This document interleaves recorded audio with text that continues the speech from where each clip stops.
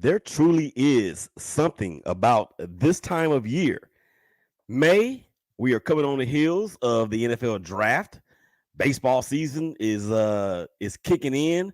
Basketball season coming down the stretch, but we're gonna talk about some NFL draft 21 or 2021 style. Willie Epstein Jr., ShakeBack Sports Show, OT, baby. Man, look, the scene was set and it was crazy in Cleveland. I got the boys, man, in here in just a minute. I'm gonna bring him in here in just a minute. Let's do this real quick. Let's do this.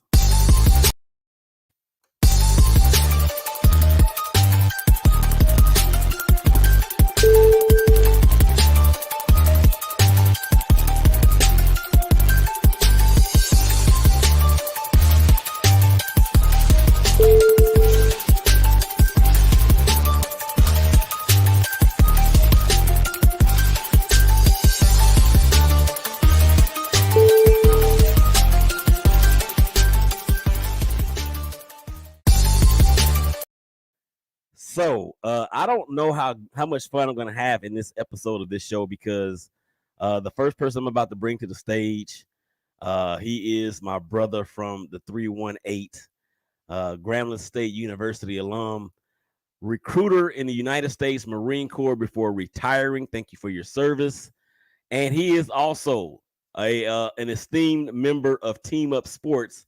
I am ripping their shirt today in this episode. Shout out to Brian Lowe as well as PB3.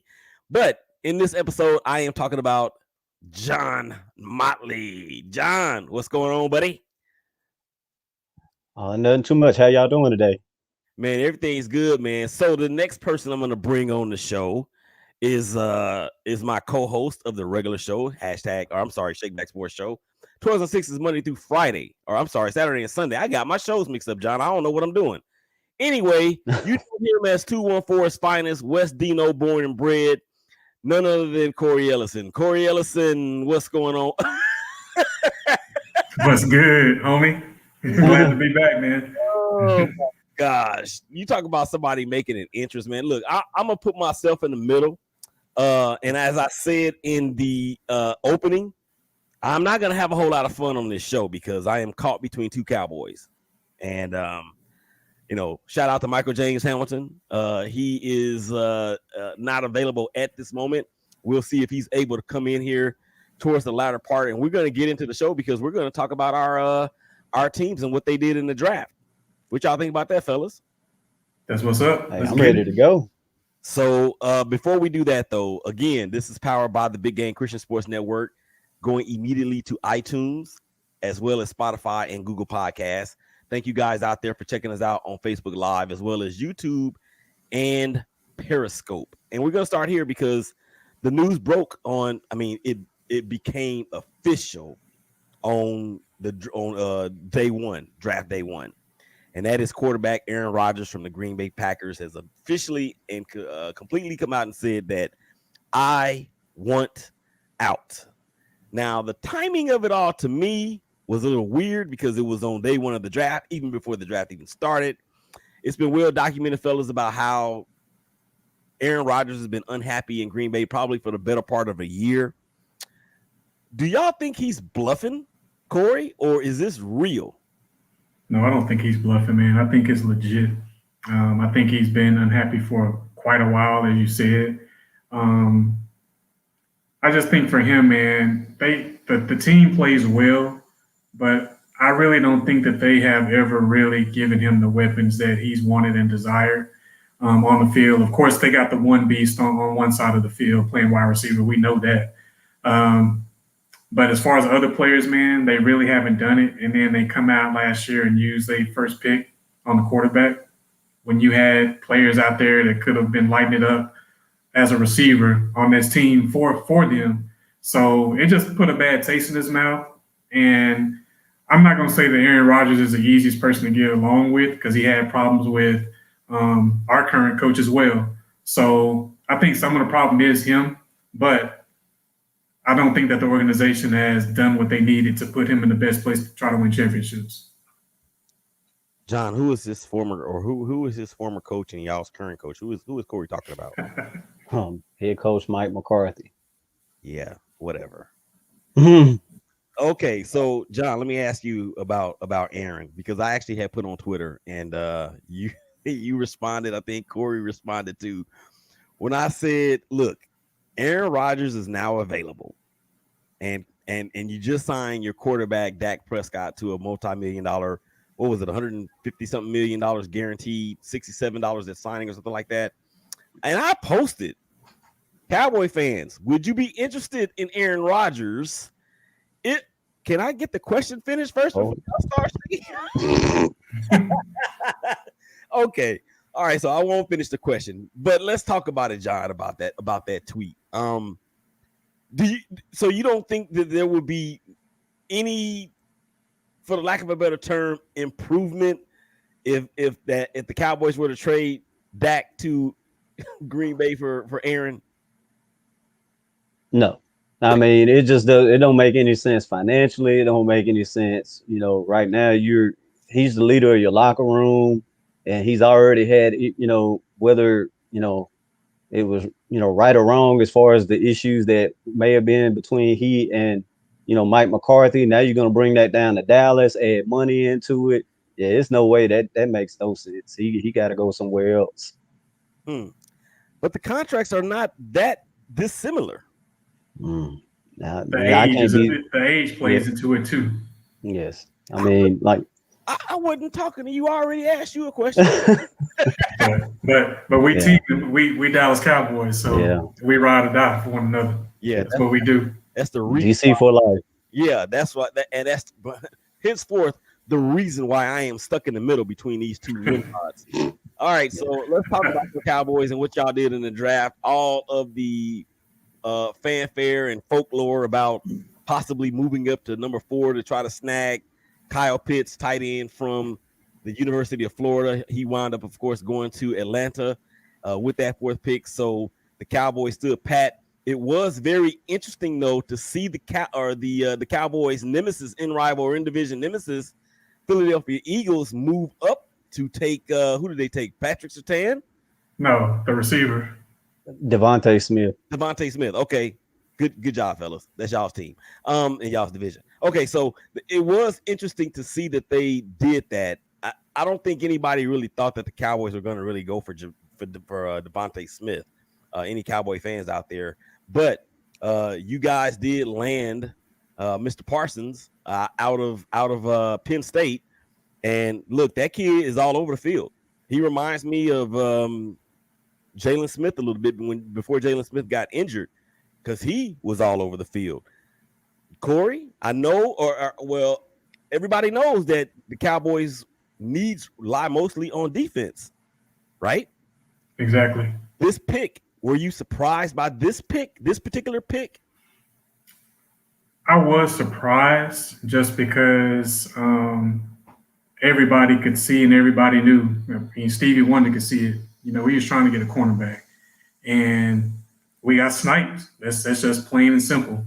Carolina came in and took the corner out of South Carolina, and then Denver came right after them and took Surtain. So that was our plan all along. That's what I feel. I really don't feel like we were ever going to trade up to get the tight end from Florida. I never even saw that as a possibility. I know it was out there and that's what people were saying, but our tight end core is pretty good. They produced on the field, and our tight end that was hurt last year, he'll be coming back as well. So that was never a question for me, but I did think that we were going to get the cornerback. I thought we were going to get Surtain or Horn, and that went to shambles real quick. So we had to do option B, which from what I understand, I don't know how true it is. I just heard that Micah Parsons was like one of their top defensive players on their board. Like he was ranked higher than the cornerbacks, but cornerback was more of a need. Well, actually, not to me.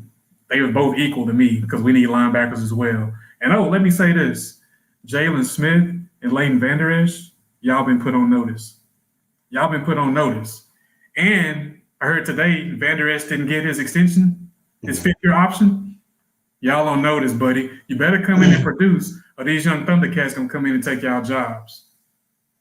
John, it's funny that Corey mentioned that, and I saw that, but I neglected to remember the fact that Van Der Esch, they did not exercise the option, which I was kind of surprised, but not really, because the issues with his neck. And it reminds me of one Sean Lee who just retired a couple of weeks ago. So do you think that this Parsons pick, other than the fact that Horn and Surtain were both gone, do you think this is a send a message to him type of pick? As well, I do think. on their Oh, board. I definitely think that's what the message is. You know, basically, like, you're gonna have to perform. You're gonna have to start earning those contracts. You know, Van Der Esch, you know, now that he doesn't have his 5th-year option picked up, now he's got to perform, because at that point, if he gets injured again, then, you know, at that point, you know, he is what, you know, an injury prone linebacker at that point. You know, so he has to perform. He has to stay healthy. He has to stay on the field. Jalen Smith, you know, I know he talks a good game and he comes out and he says a lot of the right things, and he does occasionally rub people the wrong way as well. But the one thing about him, there were times where he was a liability in coverage, you know, and that was just whether it was running back out of the backfield or on a tight end. I mean, that's why, to me, the one pick that sent the real message, of course, Parsons is my favorite pick because, you know, being a Penn State linebacker. But the one thing, Jabril Cox, and that's that he's going to be the X factor because he can cover, and not just from his LSU tape, but anybody went back and they look at him at North Dakota. He he can cover tight ends, he can cover backs out of the backfield. He can be that type of linebacker. So LVE, that's why I believe they didn't pick up the option today. And Steven, he actually told everybody that going into the draft if things fell the right way. Wow. This is what you call putting people in position to be successful when they're smarter than you. I ain't talking about Jerry and Stephen Jones. I'm talking about me, because I got myself in the middle of two football aficionados, and that analysis, man, that both of y'all provided was tremendous. Now, look, I'm going to come at it from a different angle, because I think for the Cowboys, a lot is going to hinge on the schematic approach to the season. Now, who's your defensive coordinator? Dan Quinn, right? Yes. Came from Atlanta, right? Yes. Okay, and he was a Super Bowl winning defensive coordinator in Seattle. Is that correct? Correct. Yes. How confident are you guys? And we'll start with you, Corey, because I see Michael James Hamilton is about to join the party. How confident are you in him, as in Coach Quinn, that he's going to be able to turn the defense around with the multitude of talent that they have in a schematic method? I actually feel pretty confident, man. Like some coaches are born to be coordinators and some are born to be head coaches. And I don't think he's a head coach. I kind of put him in the Wade Phillips category. He's not a good head coach, but as far as coordinator, he can get it done. And I think we have the players, we have the young talent as we drafted this past week to fill some of those holes that need to be filled. So I think we're going to be running around the field. I think he's going to have the schemes in place to blitz from different packages. And as far as Jabril Cox, man, like he said, I think he just has the ability to cover. So when we get in those positions where, you know, we need to cover a tight end, wide receiver, whatever it may be, running back coming out to the backfield, he's going to be on them like glue. And I think Micah Parsons, he's a run stuffer. That's what he's good at, and he can get sideline to sideline. So I'm very interested and anxious and ready to see, man. I think the scheme's gonna be nice. All right, John, before I go back to you, I want to introduce this man right here. He is one of the dopest barbers, not only in Texas, but in the galaxy. He also is the creator, founder, CEO of School Clothes. That's SKOOL. And y'all didn't know this, but he is also a poet. And this is going to be kind of like hashtag shop talk, continue quarantine version. I'm going to bring to the stage right now Michael James Hamilton. What's up, big dog? What's good with you, fellas? What's happening? What's happening? What's How's up, it Big going, Big Mike? Mike? Can you hear me, with? Yeah, man. Oh man, life is great. Life is great. I need you to turn it down just a tad. If you don't mind, turn your volume down just a tad. How's that? A little bit more. Let's go. Keep going. Keep talking while you do that. All right. How's that? Okay, that's good. That's good. All right, man. Welcome to the show. Or I shouldn't say welcome to the show. It's about time you got your butt on here. I'm gonna say that. So we talking about the Dallas Cowboys, man, as we were talking about the post-draft information, grades, thoughts, whatever. And I'm glad you're here, number one, because I got tired of being stuck between these two nauseating Cowboy fans. And then number two, I know you can bring I know you'll bring a dip. They not even smiling. Look at Corey.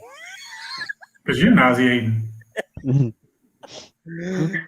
So look, Mike. We were talking about the first pick the Cowboys did with Michael Parsons, linebacker out of Penn State University, linebacker U, and Corey and John were talking about how this is a message that's being sent to Jalen Smith and Leighton Van Der Esch as it came out on Monday that the Cowboys did not pick up the fifth-year option for Van Der Esch. Are you in agreement when they say that this is that Steven and Jerry made a watch your back pick for Van Der Esch and Smith with this selection of Parsons? Most definitely. Most definitely. Look here, man. You can't be 28-29 in defense, get beat up on the run, and think you're going to keep your job. You know, Van Der Esch, for all the talent and tackling ability, he can't stay healthy. He got the bad neck. Once that neck and that back go bad, you can pretty much ball them up and throw them away. They're just going to deteriorate. And Jalen Smith don't have no explosion because of the old drop foot. They got it to where he can run, but he's not back to what he was. So what we got to do is you got to go get some old studs at linebacker. They're telling what I would do if I was the Cowboys, Jalen Smith, you just going to play one side. You can't play the middle because sideline to sideline is too much. I need you to have one portion of the field as responsibility and leave it at that. That young dude, Michael Parsons, that was a good pick. I thought that was a very good pick. Yeah, and I think, like Corey said, that probably was more in line with their backup to the backup because, I mean, every indicator out there was that they were going to pick either Horn or Surtain, with I believe Surtain being number one on their big board. And this other linebacker they got, man, as they talked about, Jabril Cox from LSU. Look.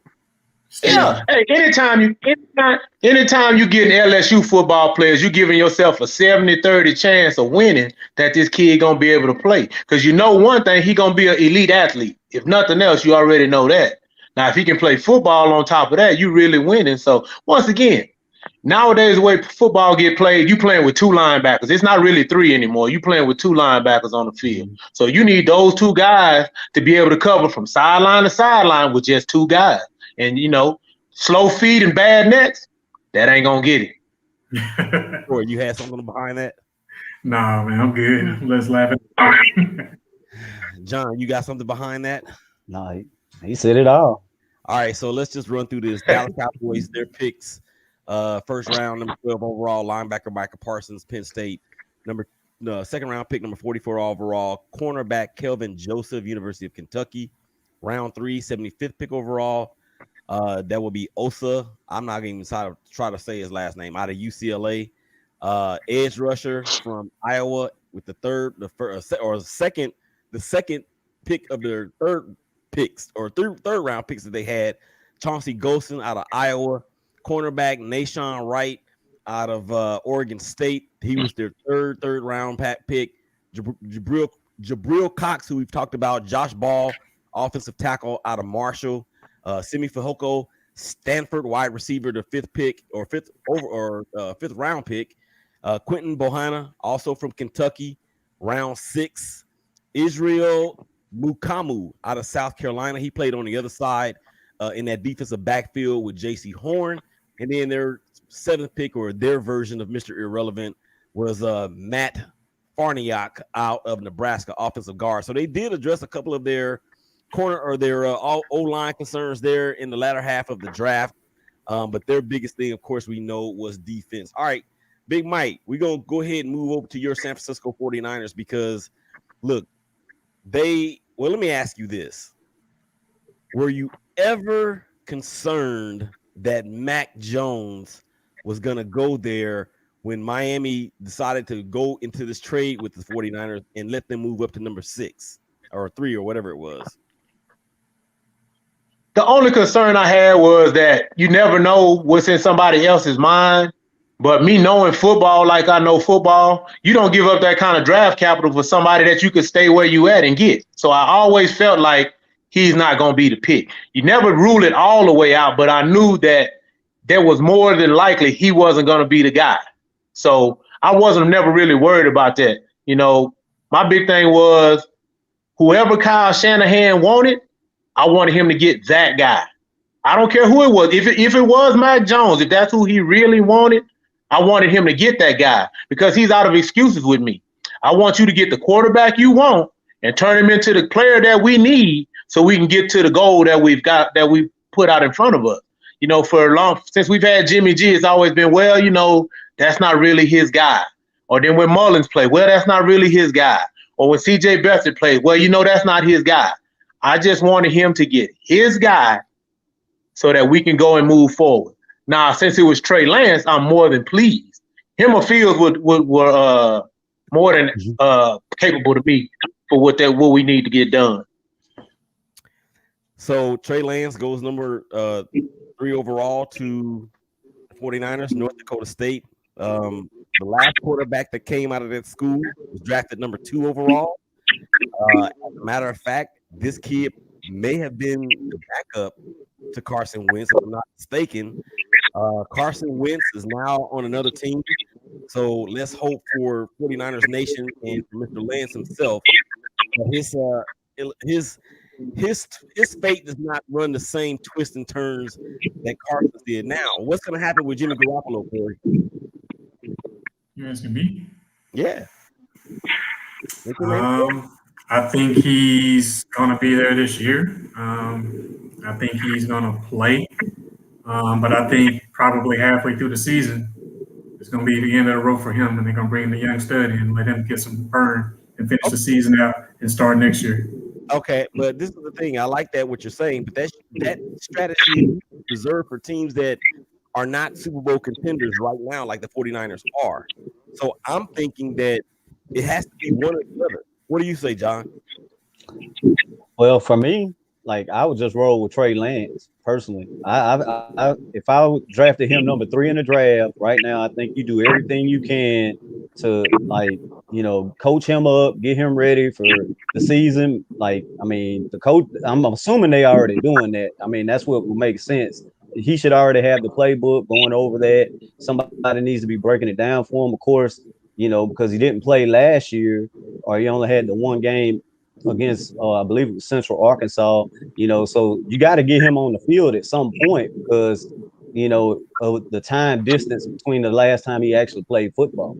And that's another thing that people got to look at. So if he got down the game, I'd much rather him learn on the fly at the beginning, so that way come playoff time you already know, instead of rolling with Garoppolo, then pulling him, inserting a rookie, and then wait until the playoffs, and then he had those hiccups. I think it's just, you drafted number 3, roll with it.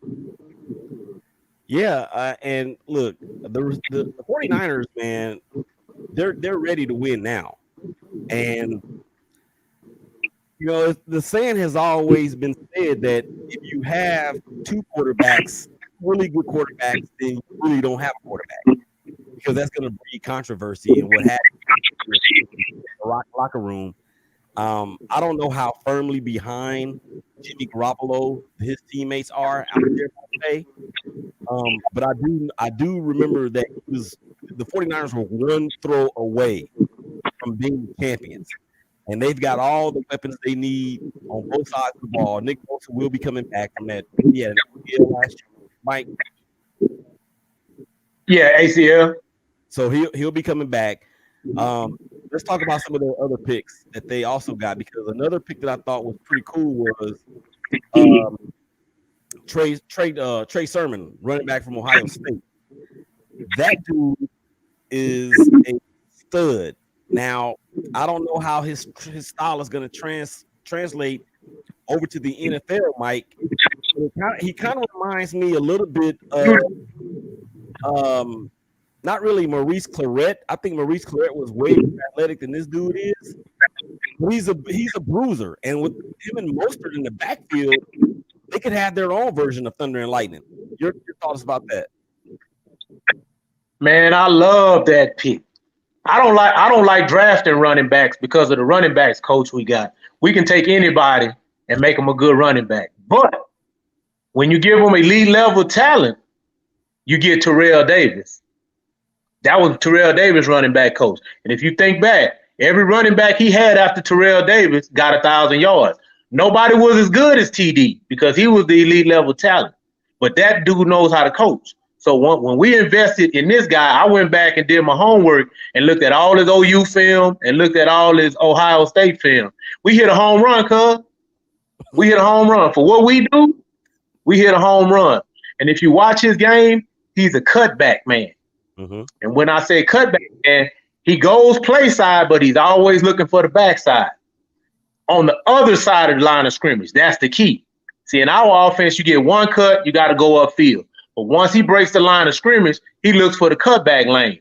Man, I saw so many runs from this dude on film that says, yeah, he's exactly what we got. If you got Raheem Mostert, you got Jeff Wilson, you got this dude, boy, we're going to run the ball 40 times a game. Trey Lance only going to throw 18, 25 times a game. Well, we know that they willing to do that because Jimmy Garoppolo was, what, 4 out of 6 for 75 yards in one game in the playoffs? He threw 8 times. But what we got now is off the play action, we got the deep ball, and we got the run thread off the play fake now. See, before, when Jimmy came off of his bootleg or his rollout on the play action, he was going to go for the underneath guy, hit that 12, 14 yards. See, now what we got now is when you send Ayuk or Debo up the sideline, now you can get that home run now because this kid got that on. And you're going to have to respect the running game. I think what Kyle Shanahan and John Lynch looked at was this.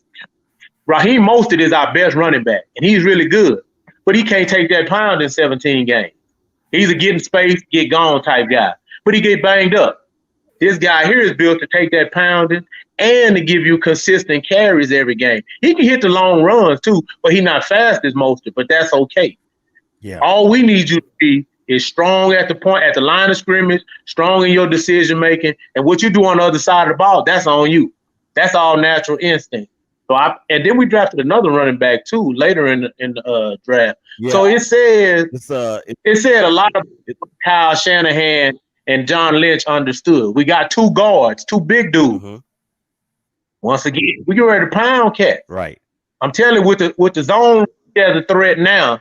Just think about this. This dude bigger than RG3. Yeah. He's bigger than RG3. People look at RG3 as he is now, but you go back to 2012 when he was Rookie of the Year, and you look at how amazing and dazzling this cat was. If this dude just even 75% of what his natural talent is, he can be RG3 easy with a bigger body or with a better body. Mm-hmm. All right, we got 5 minutes left to go in the show, y'all. So let's run through the 49ers picks. Trey Lance, quarterback, North Dakota State. Aaron Banks is the guard from Notre Dame that Mike was talking about. That's going to really shore up that offensive line. That was really one of the best in the league just a couple years ago. Trey Sermon, we just talked about. They also have cornerback Ambry Thomas out of the University of Michigan, offensive tackle Jalen Moore, Western Michigan, cornerback with their second, 5th round pick, DeMondre Lenoir, Oregon, and then at safety, Talanoa Hufanga from USC, and then Elijah Mitchell from the University of Louisiana at Lafayette, who they picked in the 6th round. So they get a grade of a B by most accounts. The Cowboys also got a grade of about a B plus maybe, and it's certainly exciting times for all these teams to include their fans, even the ones that get on your nerves. All right, so Las Vegas Raiders. Oh my gosh. Leatherwood was good. Oh my gosh. But you know what, man? I'm telling you, man. I can't stand your Raiders, man, because y'all sniped our second round pick. I'll let you get to that. Yeah, leave me alone right now because look, the Raiders made up for that pick from Alabama, Alex Leatherwood, the tackle. He did win the Outland Trophy winner, and that is actually, I think he is the second Outland Trophy winner from the last 3 years that has won. That's come out of Alabama. The one before that was Cameron Robinson. Of course, he's a guard down there in Jacksonville. They franchised him this year. But Trevon Murray, TCU safety. Love this pick because he was really the number 1 or number 2 safety on the board, and to get him in the second round, I believe was really miraculous. And then Malcolm Kuntz out of the University of Buffalo, you look at him, he reminds you of another cat that came from Buffalo. Y'all know what his name is? Y'all don't Only know. other Khalil Mack. Khalil Mack. Yeah, look at that right there, number 5 on my wall back there. You see that? That's who that. Khalil Mack. Yeah, that's who that dude reminds me of. Then got Virginia Tech safety. Man, we got a lot of safeties, man. We got look, Ryan Diablo, and then Tyrese Gillespie, Missouri, cornerback Nate Haas from Illinois, and then center Jimmy from Pittsburgh. I don't like the fact that we selected all of these safeties. But here we are, and this is what I'm thinking. Jonathan Abrams, they're going to move to like a very, very undersized linebacker because of the way he hits. And he don't look. That's probably a good thing for him because the way that dude comes downhill, he can't. He's going to kill himself, man. He is going to kill himself. So put him at the linebacker spot and let him not run as downhill. Maybe let him go side to side more so than downhill. So and then re-signing Carl Joseph from Cleveland, that was a head scratcher to me. Somebody's not going to make it, man. Somebody's not going to make it. Or maybe one of these safeties can turn into a quarterback is where we really have a need at. Offensive side of the ball, we're set with our quarterback. With our running back, the addition of Kenyon Drake from Arizona is a big addition there, and definitely an upgrade over Devontae Freeman. No, Devontae, I forgot the kid's name, but he's now in New York, I believe. Darren Waller, he is one of the best tight ends in the league. So, other than the fact that I think we probably took 2 safeties too many, I would be okay with this draft. I would have liked to get another receiver, but we're kind of stacked there too. But we just, we gotta wait for these guys to really get some experience. So, Big Mike, we talked about this in the opening. So I wanted to get your thoughts about it before we get out of here. I just got a text. I got to do the hashtag baseball in 15 minutes. So I wanted to ask you about this because it's out there, and that's Aaron Rodgers. It came out on draft day, the first round of the first day of the draft rather, that he officially said that he was out of Green Bay. Now, there were reports out there that said San Francisco, which is where he's from in that area, the Raiders and the Broncos were in line. Now, before the selection of Trey Vance, would you have welcomed Aaron Rodgers to your team? Yes, I wanted him. Yes, I got 2 Super Bowls in 3 years if I got Aaron Rodgers. Simple as that. Simple as that. He already know what to do. Trey Lance, we're hoping he knows what to do, and we're hoping he's good enough to do it. I know Aaron Rodgers is good enough to do it. Good enough. John, any final thoughts, my friend? No, I think everything, as far as like the best thing that I could say is it's going to boil down to Dan Quinn. Because, everything as far as this defense for the Cowboys, and I think they're relying on him a lot. So they're going to sink or swim with him one way or the other. Corey?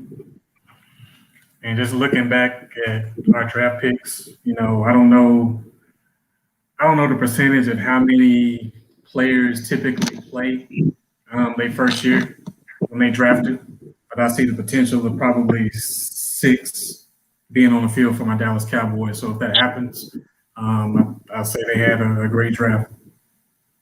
Mike, final thought. Man, I want to say something about the Cowboys. I think Dan Quinn is going to be the defensive coordinator that they needed. I look at their draft, and he went and got guys that do what he need them to do. Because we had Robert Saleh, who was a Dan Quinn disciple. They like long corners. They like linebackers that can move sideline to sideline, and if the pass rush is there, the defense gonna be tough because the corner's gonna play a lot of bail technique. They're gonna see the ball a lot, so it should increase the opportunity for turnovers. I think that after looking at their draft and knowing they got Dan Quinn, if those guys buy in, which they're not gonna have no choice, their defense should be much improved. All right, that's my esteemed panel, man. John Motley, Corey Ellison, Big Mike the Barber, also known as Michael James. We appreciate you guys, man, checking us out, man. This has been the ShakeBack Sports Show OT, powered by the Big Game Christian Sports Network. Willie Epstein Jr., man. Y'all take care of each other. Y'all love each other. Y'all hug each other. We'll talk to y'all again real soon. Out. Good time.